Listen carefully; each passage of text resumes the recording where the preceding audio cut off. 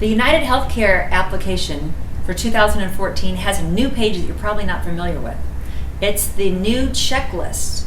And on the checklist, which it's going to vary depending on what plan you're in, what page it's going to be on, but it's about in the middle of your kit, the checklist is going to have a place for your client to sign to verify that you've talked to them about everything that you go over in your presentation. So they'll sign, they'll initial all throughout the checklist. And it's a good point for you to remind them of everything that you've told them. They're still on Medicare, they still have to pay their Part B premium if they're in a network, etc.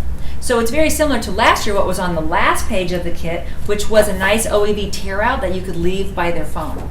So this year, the form, they're going to initial it, and then the form says to retain a copy and for the client to keep a copy. Now, the kit has 2 applications, it has 2 scope of appointments, and it has 2 of these forms. But you really need 4 forms because you want to retain one for each of your clients in your own possession, and you want to leave one with the client. So either make copies and take with you, or take the signed copies back to your office and then mail each of your client a copy. So if you have a husband and wife, you want to take 2 extra copies with you. This is a nice piece for you to go over with them, to explain to them what they just did and what to expect during the outbound verification call.